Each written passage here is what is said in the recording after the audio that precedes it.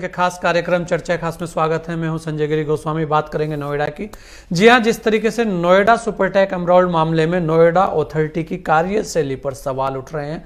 Supreme court की गंभीर टिप्पणी के बाद अब नोएडा अथॉरिटी पर एक्शन का मोड आना ही था और लगातार जिस तरीके की खबरें आ रही थी कि बहुत सारे जो हाउसिंग प्रोजेक्ट हैं वो अनियमितताओं की शिकायतों में फंसे पड़े हैं। बहुत सारी शिकायतें लोग कर रहे हैं, ढूंढ ढूंढ कर फाइलों को देखा जा रहा है और लगातार यहां इस तरीके की बातें उछलती रही है कि कहीं ना कहीं जो बिल्डर हैं वो शोषण करते रहे हैं। इस तरीके के आरोप प्रत्यारोप लगते रहे हैं।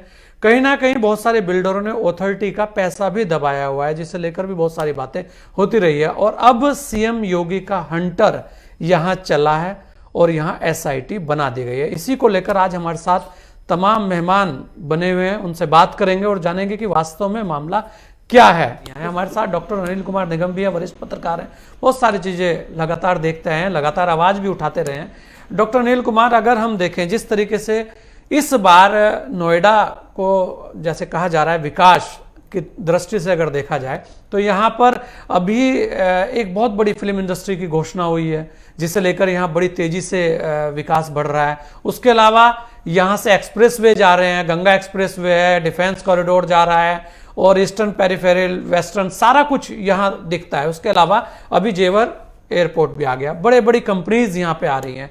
उसके बाद भी जो स्थितियां हैं वो आपके सामने हैं और कहीं ना कहीं यही वो चंद, हम कहेंगे बहुत सारे लोग उसमें इन्वॉल्व नहीं है।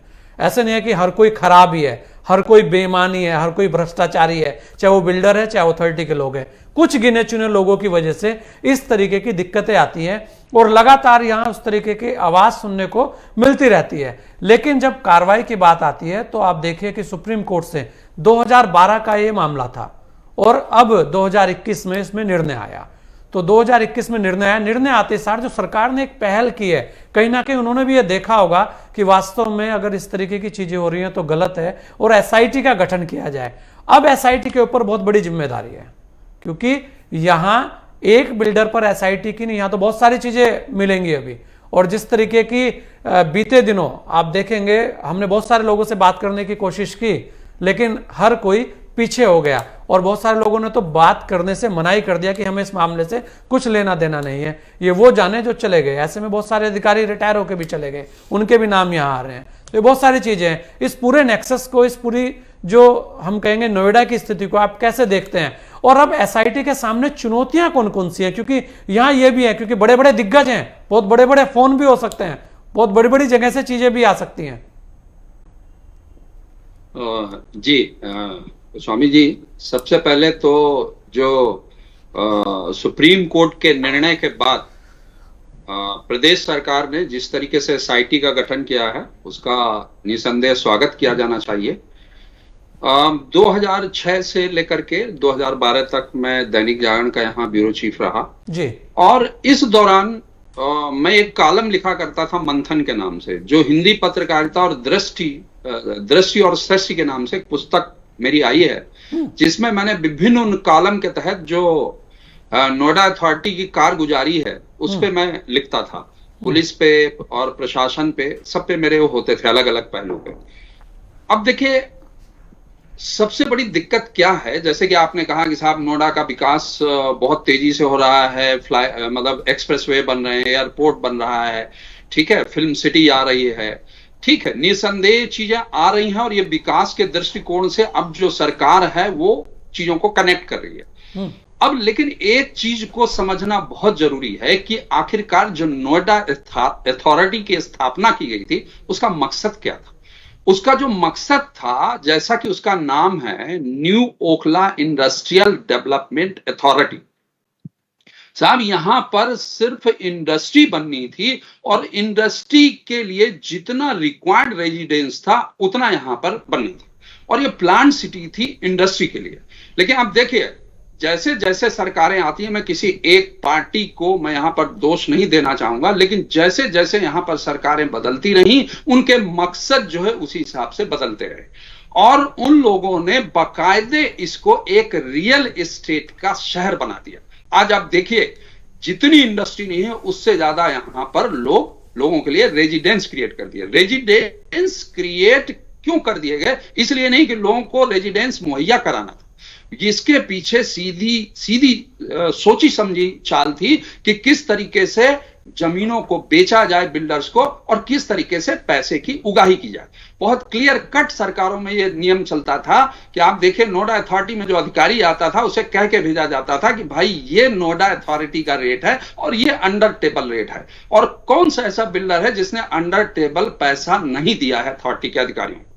और अथॉरिटी के अधिकारियों ने बकायदे जो है साठ गांठ करके इन बिल्डरों के साथ पूरी जमीन को बेच दिया, और ये कहीं ना कहीं सरकार के जो नेता बैठे हुए थे उनका भी उसमें बकायदे जो है शेयर होता था। ये बहुत क्लियर कट व्यवस्था थी, और ये मैं सिर्फ ये नहीं कह रहा हूं कि मैं पत्रकार हूं तो मुझे पता थी। अभी ये बैठे हुए हैं हमारे मित्र जो है अन्नू खान जी को भी ये बात पता है ना, के सिंह जी को भी पता होगा, और जो जुड़े हुए हैं हमारे साथी इन सबको ये बात पता होगी। तो मैं कहना यह चाहता हूं कि ये जो नियम कानून है वो सब नियम कानून को ताक पे रख दिया गया, और ताक पे रख करके रातों रात साहब जो है क्या बोलते हैं फ्लोर एरिया बढ़ा दिया गया, और जो है टावर्स के बीच में जगह कम कर दी गई। और ये सिर्फ सुपरटेक एक मामले को, मतलब मैं सल्यूट करता हूं जिन लोगों ने ये लड़ाई लड़ी, मैं इनको सल्यूट करता हूं कि इन्होंने लड़ाई लड़ी। कि मुझे लगता है ये सुपरटेक के ही नहीं, मैक्सिमम बिल्डर के यदि उनको एक्सप्लोर किया जाए, बाकी प्रोजेक्ट्स को भी देखा जाए, इस तरह की प्रॉब्लम सब जगह है। मतलब फ्लोर एरिया सिर्फ इसलिए बदल दिया गया क्योंकि वो करते हैं, उनको वो शेयर पहुंचाते हैं। लेकिन आप ये देखिए कि ये तो कर दिया गया, लेकिन जब लोगों ने कोशिश की, और ये आज भी होता है नोएडा अथॉरिटी में, ये पहले की बात नहीं है, लेकिन अब थोड़ा कम होता है क्योंकि सरकार ने भी शिकंजा कसा है।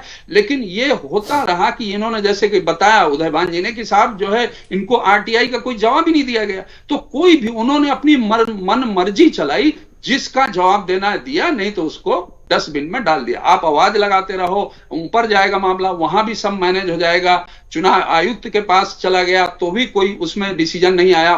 तो ये सारी चीजें जो है, जो ये नेक्सस है, उसने काम किया। और मेरा ये कहना है कि देखिए ये विकास जो आज हो रहा है, ये निसंदेह जो है पूरे प्रदेश के लिए नहीं, पूरे देश के लिए बहुत इंपॉर्टेंट है। लेकिन उसके पहले एक चीज ये देखना बहुत जरूरी है कि ये सिर्फ ये एक कहना चाहिए कि जो सुप्रीम कोर्ट ने आदेश दिया है, जैसा कि अभी कहा भी जो है हमारे मित्र ने, कि ये तो सिर्फ एक मामला है, लेकिन ये एक दिशा देता है कि बाकी भी मामलों को खोला जाना चाहिए और उन पर जो है बहुत गंभीरता से जांच करना चाहिए। एसआईटी के समक्ष चुनौतियां हैं, लेकिन एसआईटी को चाहिए, मेरा मानना है कि उसे अपना दायरा बढ़ाना चाहिए और उस दायरे को बढ़ा के बाकी भी मामलों में जांच करनी चाहिए।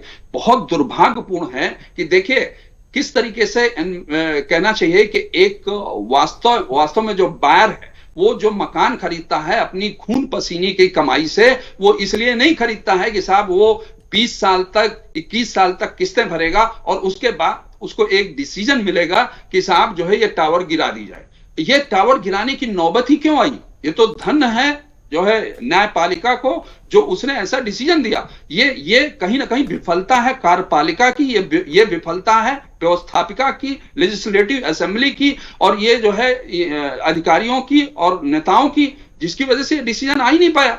लेकिन मेरा यह मानना है कि यह कहीं ना कहीं एक दिशा देता है, और इस दिशा के आधार पर बाकी लोगों की भी जांच करनी चाहिए। और अधिकारियों ने बड़ी चालाकी से क्या किया, आप देखिए कि उन्होंने समितियां बना दी। समितियां काम करेंगी, सिग्नेचर नहीं करेंगे, वो इसलिए नहीं करेंगे ताकि जब कभी जांच होगी तो फंस ना जाए। अरे वाह भाई, धन्य है, ऐसा कैसे हो जाएगा? एसआईटी को जरूर जांच करनी चाहिए, और उन अधिकारियों को चाहे वो रिटायर हो जाएं, उनको ढूंढ के निकालना चाहिए, जरूर सजा मिलना चाहिए, और एक नजीर बनानी चाहिए कि आने वाले जो अधिकारी हैं जो काम कर रहे हैं वो कम से कम बायर्स को इस तरह परेशानी ना हो, 20 साल वो सड़क पर नहीं घूमे। आज भी लोग सड़क पर धरना प्रदर्शन कर रहे हैं, क्यों करना पड़े उनको भाई? और किस लिए वो यहाँ पर मकान बहुत सारा, यही एक बहुत बड़ा सवाल है डॉक्टर अनिल कुमार, यही एक बहुत बड़ा सवाल है कि आखिर बायर सड़कों पर क्यों? पैसे दिए उन्होंने, जिस चीज के लिए पैसे दिए उसके लिए 10-10 साल वेटिंग क्यों? उसके बाद भी वो धक्के खाए क्यों? ये बहुत बड़ा सवाल है। डॉक्टर अनिल कुमार, क्योंकि मेन बात यह है कि बहुत सारी चीजें सबके सामने हैं, समस्याएं भी सबके सामने हैं। आप समाधान कैसे देखते हैं कि जो बायर्स के हित हैं वो सुरक्षित रहे? उसके लिए कौन से ऐसे प्लान लागू करने चाहिए, वो 5 मिनट में अपनी बात रखिएगा जी। जी देखिए, मुझे लगता है कि सबसे पहले जो काम होना चाहिए वो ये होना चाहिए कि जो भवन नियमावली जो बनाई गई है, जो तय की गई है, उसको बहुत ही सख्ती के साथ लागू करना चाहिए। उसमें नोएडा अथॉरिटी को मनमाने तरीके से परिवर्तन करने की अनुमति नहीं होनी चाहिए, नंबर 1। नंबर 2, जो भ्रष्टाचार है, आप देखिए नोएडा अथॉरिटी में भ्रष्टाचार के क्या हालात हैं कि वहां का एक छोटा कर्मचारी भी बहुत बड़ा करोड़पति है।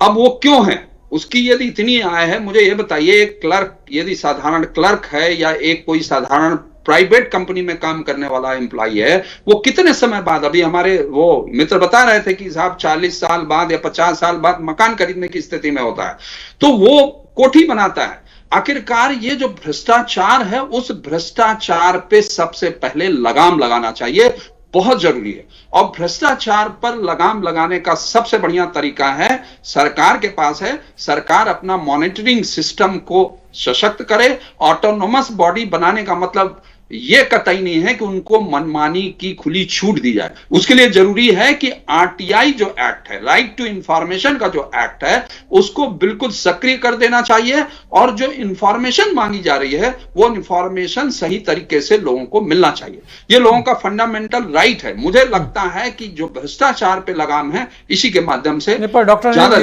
अगर आप देखें तो जो आरटीआई एक्टिविटीज हैं, बहुत सारे ब्लैकमेलर भी हैं उसमें जी। नहीं, वो भी ब्लैकमेल का एक पूरा फिर उसका एक वो एजेंडा रहता है उनका भी कि किस तरीके से जांच, उसका खुलासा तो बाद में होगा, लेकिन वहां सेटलमेंट पहले शुरू हो जाता है। उस पर भी तो अंकुश लगने की बात होनी चाहिए। वहां भी तो अथॉरिटी परेशान रहती है। बिल्कुल बिल्कुल नहीं, वो बात आपकी ठीक है। जो ब्लैकमेलर है, देखो उसको आइडेंटिफाई तो कौन करेगा? उसको भी आइडेंटिफाई करने का काम कहीं ना कहीं सरकार करेगी, पुलिस प्रशासन करेगा।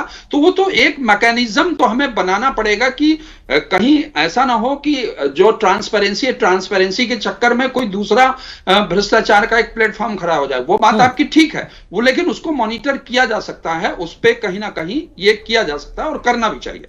तो वो बहुत जरूरी है। और दूसरी जो जरूरी चीज है वो ये है कि जो बायर है और जो लोग हैं, आम लोग हैं, उनके साथ जो लगातार जो है बेवकूफ बनाने का काम चल रहा है, इतने समय से, इतने सालों से चल रहा है, उसके लिए जैसे कि रेरा आया है ना, या जो और चेंजेस किए हैं सरकार ने, जो दिशा निर्देश जारी किए हैं, उनको ठीक तरीके से लागू करना चाहिए। उसको ठीक तरीके से जो है मॉनिटर किया जाना चाहिए, ताकि जो लोग हैं वो उनको कोई आसानी से बेवकूफ ना बना जाए। क्योंकि देखिए, लोग जागरूक तो हैं, लेकिन जागरूक होने के साथ साथ ये कहीं ना कहीं लोगों के मन में रहता है कि भाई मैं ये लड़ाई क्यों लड़ूं, मैं क्यों अपने 10 साल 5 साल खराब करूं, मेरे जीवन के महत्वपूर्ण है। जैसे कि बताया इन्होंने कि साहब ठीक है, हम सीनियर सिटीजन थे, हमने लड़ लिया, हम डेडिकेटेड थे।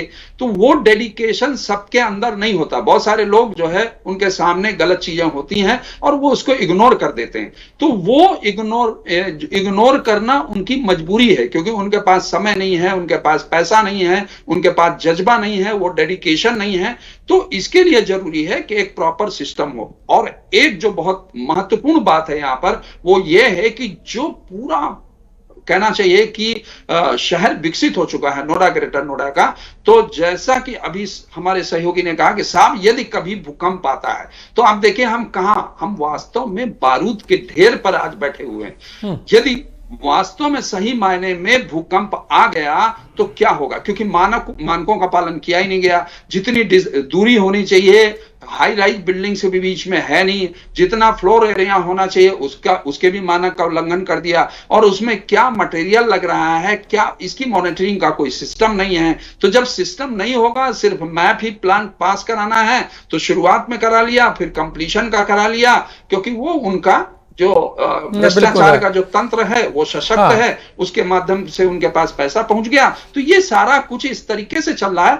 उस कहीं नेक्सस को तोड़ने की जरूरत है। बिल्कुल अनिल और जी, मुझे अनिल जी लगता क्योंकि है समय वो खत्म हो गया है। इस समय अनिल सरकार जी वो यहाँ काम कर पर सकती यहाँ पर सभी जी। लोगों ने जो चीजें कही, लेकिन एक बात यहाँ पर और भी होनी चाहिए कि जो बिल्डर हैं और अथॉरिटी हैं, जो प्रोजेक्ट आज ऐसी स्थिति में है कि वो नहीं खड़े हो पा रहे, उसके लिए भी कहीं ना कहीं ऐसी व्यवस्था करनी चाहिए कि अगर उसके अंदर बायर्स हैं और वो सभी लोगों को बेचा हुआ प्रोजेक्ट है तो कैसे पूरा हो, इसे लेकर भी कोई कमेटी का गठन होना चाहिए।